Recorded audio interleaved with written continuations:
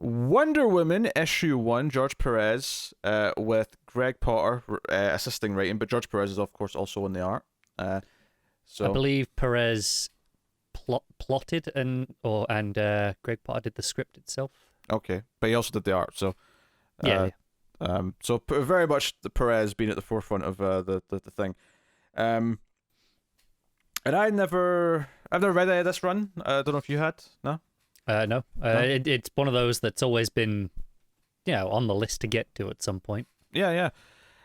And this was a longer first issue, which we did not know about. I got to. I mean, sometimes you get like a 24-page comic here, but when I got to page 25, I was like, "Oh, how long is this? Oh no, is this like 50 pages? Because these are really dense pages." And I will say I'm glad in this particular instance I was reading on DC Universe because I just so it's single issue, so I could see the page count yes. right from the start. I no, I was. Oh my god, is this like an 80-page issue 1? Like, am I? How long am I sitting here reading this? I would have warned you if it was. As it was only like 30. I'd have thought, you'll be fine. Yeah. Yeah. So this is like your full-on origin issue. Although it's quite late in the issue before we get to Diana herself. Really, the issue really goes into the origin of Themyscira, of the Amazons, kind of the current mythology they're playing with what this run for Wonder Woman is going to be based around. And how this works. Like I say, I think Diana's maybe just the last 5 or 6 pages mostly. Yeah, obviously a lot of Hippolyta, but even before Hippolyta, there's like a bunch of stuff with just the gods, Yeah, just a little bit setting up their power dynamics, who's on kind of the little petty rivalries they have, and how that leads into the creation of the Amazons themselves. Yeah, because the opening couple pages is the story of a caveman who gets upset because he's failed with other cavemen, so he's no longer considered a man. He's a little bit injured, and when his pregnant wife tries to comfort him, he takes this as an insult and kills her. And we get this image of I wasn't sure what it was at first, but it was clear later on that this was like the soul sort of like shooting out of her body and going up into the sky and into the stars and whatever. And it's very on its own. I'm like, what is this? This feels so disconnected until relatively late in the issue where it all kind of clicks together. Well, no, I would say it feels more relevant. I mean, it's specifically relevant towards the end, but there's actually something. It's only about maybe another 5 or 6 pages before you get the general idea of what this was an example of, because we get the stream of souls, and these are all women who have been wronged and that quite early on. So it was like, okay, that was an example of that. Obviously, this specifically being Hippolyta's like soul, obviously doesn't come till late on. But I will say this. So first thing, just since we're here, I do kind of like the idea. The reason why that Hippolyta longs for a child is because her soul, like the woman that she was originally, was pregnant when she died, and that's why she has this longing for a child. I actually kind of like that as a beat. No, I do as well. And just before we even get any further, can we talk about how ballsy it is for DC in the 80s to publish a comic where on page 2, a man beats a pregnant woman to death on panel, like he smacks her with a big club, and very visibly pregnant. Yeah, she's clearly pregnant. I mean, I don't know if she ever says it necessarily, but you can clearly see she's pregnant. Yeah, that's a ballsy move. It's dark. I mean, it sets this up as it's not pulling punches. And you've got the gods, and they're debating about who is it? Is it Aphrodite who wants to make the Amazons? I think it's Artemis who wants to do it first, but then most of the woman goddesses are on her side. Yeah, most of them are on her side. Ares is against it, wants to just make the man world fear, blah blah, usual thing. It's just like I don't want any of this shit. Like, sort this out on your own. I don't want to deal with you petulant children. And he really is like, screw this. Yeah. So, but they go off and they go the Charon. They go off and they go to he's never taken anyone here before, but they go to this well of souls, and we get them all swirling around, and that's where you get, okay, so these are all female souls that died in vain or died in horrible circumstances or were wronged. It's really striking imagery still, though, because it's like, pitch blackness with just these white souls floating around. It's really effective. It's funny, because there's a couple of pages where, they're making their case to Zeus, and I'm sitting reading it, and I'm going, is this going to be a lot of this? Because I don't know if I'm going to stomach too much of this sort of stuff. But it kept going, and it's okay, so they're going to do this thing, and when they got to the Well of Souls, I was like, oh, okay, so this neatly ties back into that first scene. And it kind of became clear, okay, this is the creation of the Amazons. They're about to essentially form this race. And it worked quite well. I mean, I think that this first issue is obviously a weird one to judge the run on, because this issue is not the run. This issue is a prelude to what the run's actually going to be. I mean, the book just ends with Wonder Woman becoming Wonder Woman and been told she's been sent off to, the mainland. Yeah. This issue is everything else before that. Right, but it gives you an idea of the sense of scope and the way they're going to be telling the story. Like I say, you're pretty willing to do some dark stuff. It feels big. I mean, there's the shots after this where you get all the souls sort of like landing in the water, and then all the Amazons like coming out of the water naked. Like, it's all very... Yeah, and something this issue is really good at is repeatedly giving you names of the Amazons, for example, and the gods as well, to be fair.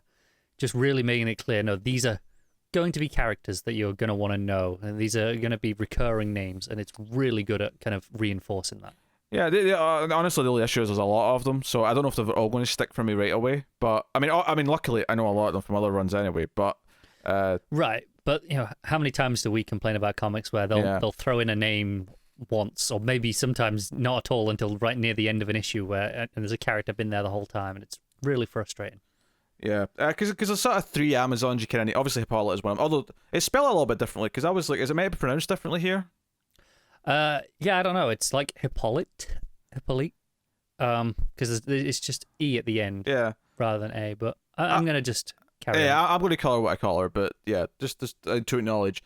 And then you get Menelope. Is that right? Where's that? Sorry, I'm looking on the first page because it goes to her. She's the one who can communicate and is like the one who can talk to the gods. It's Greek, so probably Menelope. Menelope, okay. And Antiope, of course, is the other one. I think is Antiope. Antiope, whatever. Yeah, it's that's the thing with like ancient Greek stuff. The when you have the E on the end, it becomes like an E sound rather than like you want to say Antiope there, which is the soft sound. Mm-hmm. There's a reason why ancient Greece as a civilization is gone. Okay, there's a reason why it all failed. Oh, do you really want to delve into that right now? There's a reason why, and it was stupid pronunciation like this that led to their downfall. It's a bold claim. It's a really bold claim. It's part of it. So basically, we get this thing afterwards, because I was wondering which Amazon this was that was shacking up with Hercules. But of course, the reveal is that it's not an Amazon. It's actually something that Ares has set up to provoke Hercules into hating the Amazons. By this basically facade. I almost want to call her a tulpa. I was getting like from Twin Peaks vibes of just like a creative being. Sure, I can go with that. I guess the way she disappears at the end, where she kind of like, there's like, I mean, not in Twin Peaks they turned into flames or anything, but the idea that it just went away. Yeah. No, that is interesting.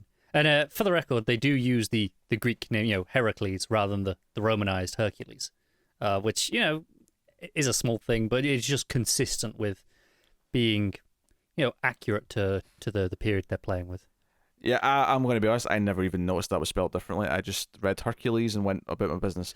And no one would really mind reading Hercules. I don't think most people still say that, but Greek story, so they use the Greek name. So, but it's basically just there to sort of, he's like, provoke him into the idea that, no. Because she says like Hippolyta has said something about him, called him weak or whatever. I don't know what the exact phrase was. I can't find the bubble. But basically just says, he's not that much of a man. He'll submit to the Amazon women. And it kind of all boils down to, so they go off to fight the Amazons, and there is a bit of a fight between Hippolyta and Hercules. He's picking up trees, she's jumping around, but ultimately it seems to calm down, and Hercules seems to have she's earned his respect by proving herself in combat. Now he will, maybe we can live in harmony side by side. You've earned my respect. Unfortunately, it's all a bit of a scheme, and they basically plan to poison and imprison, because obviously he's with Hippolyta and then she faints after drinking. Get all the guards down, all the usual. Yeah, and she wakes up in chains with just a sheet on, and he he basically flat out says that she's going to be raped. This is really dark implications. Like what's here, and then she speaks to it wasn't Hera, was it Athena? It was probably Athena, yeah, it was, and basically begs to be let out and says she needs revenge. Athena says no, like it can't be that. It can't be out of violence. You have to keep your. Athena gives us shit for, like, you know, they were supposed to be leading humanity into being better, and they just kind of went off and did their own thing. Yeah, and then they basically failed. They failed in what the task originally was. And if I have any critique of the issue, honestly, it might just be that I don't know if we kind of skipped over that part in a way where it just kind of skipped straight to Hercules is coming to pick a fight. I could have maybe done with a few examples of like what they were doing in the world. Because we get them waking up and we get them like, oh, fruit, great, and we get the idea that they've got their city of Themyscira at this point. Yeah. But even that's only introduced as Hercules is marching on it. So it's okay. We don't get the idea that how much time has passed and how much they've kind of neglected their duties. Yeah. Hippolyta lures in the guard by being naked. Breaks out her sisters. There's a great page really with the sword. That page with, I was gonna say with the sword. I love that.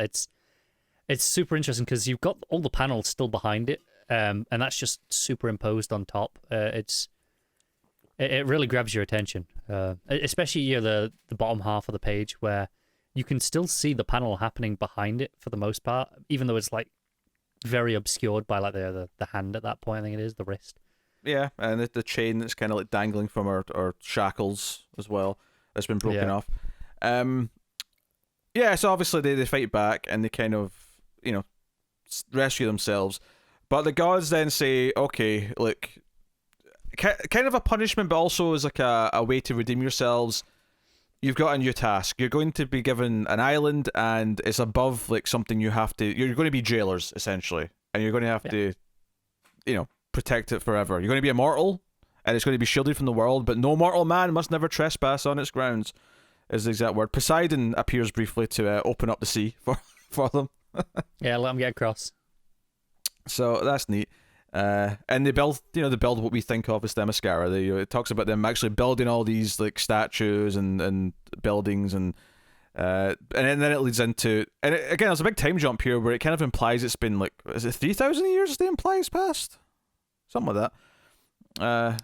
I think so. It's definitely a while. Yeah. Yeah. And this is where we get to Hippolyta longing for a child. And she doesn't understand why she has this longing, but it turns out that she was pregnant, and that's like what really connects that opening scene, is that, okay, that was Hippolyta's soul, like the one came from this woman. Yeah. So she goes out, and this is the one that makes the baby in clay. And you have a bunch of the various goddesses and Hermes, and giving their blessings. And it's the other important part here is this is also teased back in the Well of Souls when they're creating the Amazons. One soul stays behind. And one of them comments, oh, what about that one? It's not gone. And one of them says, no, that one's special and has its own destiny, and that'll come later. So the implication that the unborn child's soul is there, but isn't ready to go yet. So interesting concepts being thrown around here. It's really neat. Yeah. I do wonder if if the run is going to actually sort of delve into why that soul had to wait behind and couldn't go with the rest of them. If it had to be a case of Hippolyta needed to be old enough to be experienced to be a mother first and then actually raise the child. I think it was just it needed to be once she was ready to be the mother that her soul was supposed to be. Yeah. So and then there's a quick page of her growing up in training and being good at throwing a spear and being compassionate with animals and all the rest of it. But then it's like, oh, some great evils coming from the world of man are going to descend upon it. You need to pick a champion to go to the mainland and try and solve this problem. Try and fight against this evil. So, and as with a lot of Wonder Woman origins, there's a tournament. Let's see who can prove themselves. And as with many of them, Hippolyta doesn't want Diana taking part, so they're all in helmets. Diana's snuck in without anyone knowing. Yeah, this part is still pretty much unchanged. For the most part. I mean, it fleshed out a little bit, sure, but this is more or less the standard.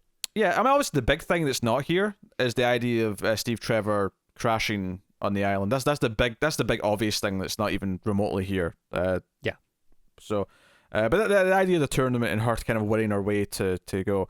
The other interesting thing I thought was different? Obviously, it's great when they all get their shock faces when she takes off the helmet and whatever. But the thing I thought was interesting is that in a lot of later Wonder Woman origins, whether it be the comics, the animated movie, the movie, whatever, is that they'll set up that some of the parts of the costume are like these like artifacts that are really special and important, and they come from various gods or whatever. Here I thought it was interesting that all on the gauntlets, it's just like, oh, we'll make you something in the memory of our past gods and stuff. It's a little bit different. I agree, and it's where the gauntlets have always been, the primary thing, right, with her. Like, that's been the special part. That's why they're the bit that blocks the bullets, for example. Well, that's funny you mentioned that, because one of the things that comes up is they start talking about a test with the banging flash of lightning or something like that they call it. I'm like, she must face the flashing thunder. Yeah. Like, what the hell is the flashing thunder? Yeah, I was like, what the hell are they talking about? And then one of the Amazons just pulls out a gun, and I'm like, whoa, where did that come from? Yeah, and she's basically like, look, if you're gonna go out there in man's world, yeah, you're gonna have to be prepared to face this. And the idea this is like the sort of not the biggest symbol of evil, because the nuclear bomb exists by this point, but the more common symbol of evil, the thing that's more prescient in a large scale.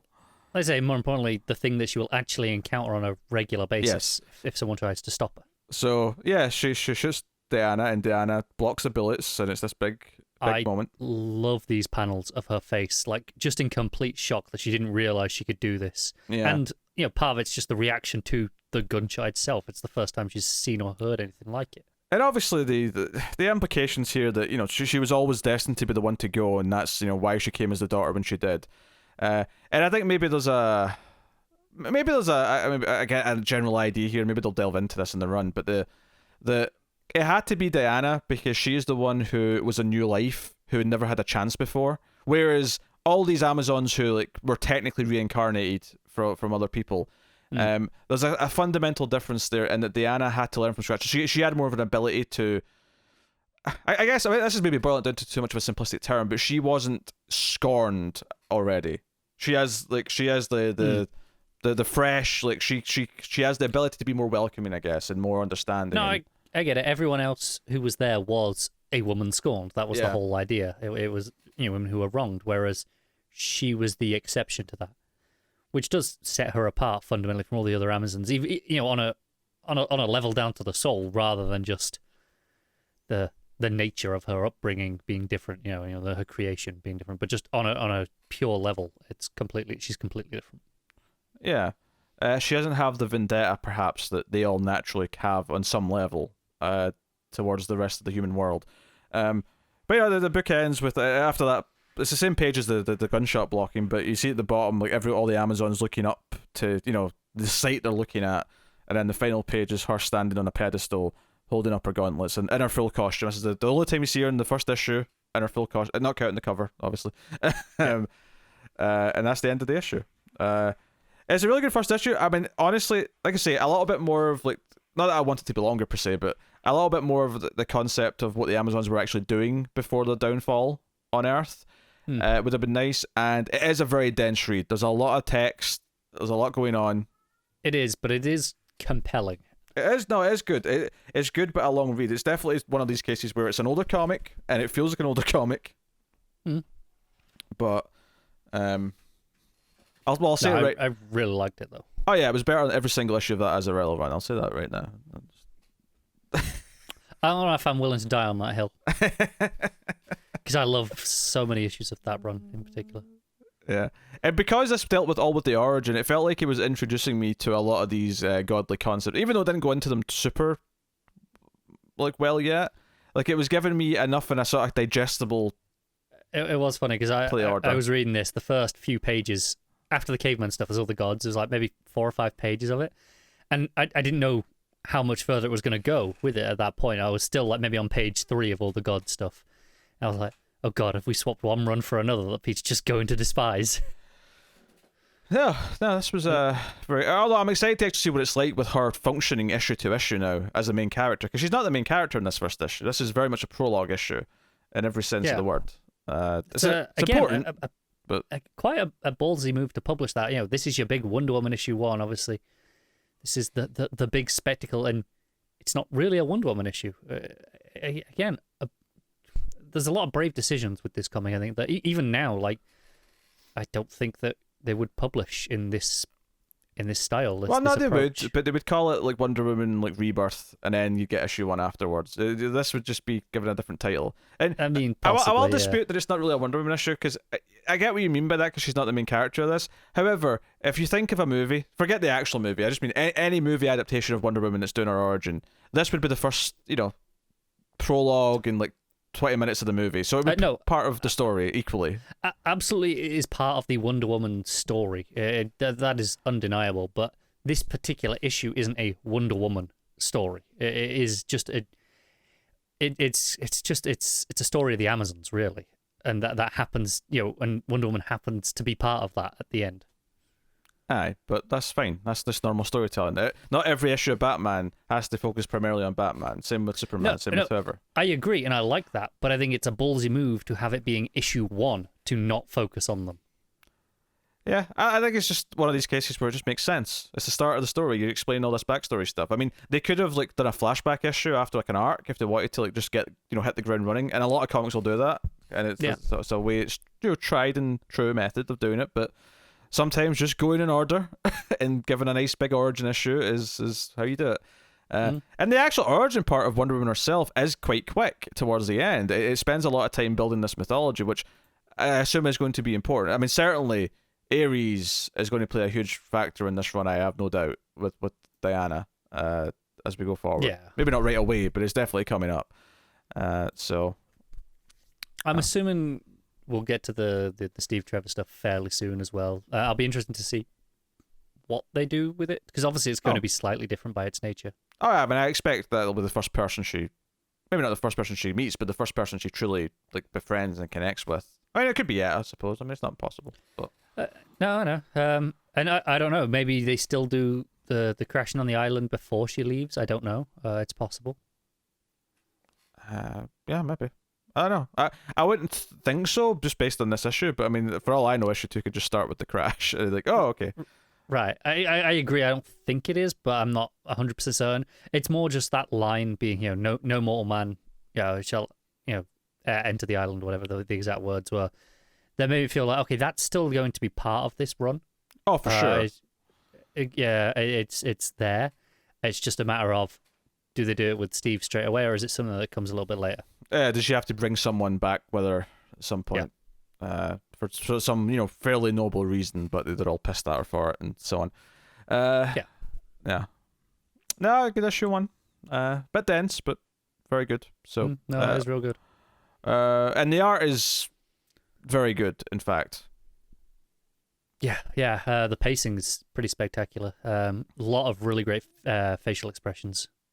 Yeah, a lot of good stuff like that. There's a couple of good bits of action. I think particularly Diana's hair is pretty magnificent, and I feel like they're going to... I mean, there's not a lot of it in this issue, but I feel like part of the fun of this is going to be how much Perez gets to go nuts with that in the art during the action scenes. So, all right, what are you giving Wonder Woman issue 1? I'm going to give it the 8.5. I was thinking about the 9, but I'm just going to start with the 8.5, I think. Yeah, I'll say 8.5. I'll say 8.5. The critiques I made, I think, are enough to not put it up there, but it feels like the start of a big, important run, and that's kind of what its reputation suggests. So, the first issue certainly feels like it's holding up that end of the deal.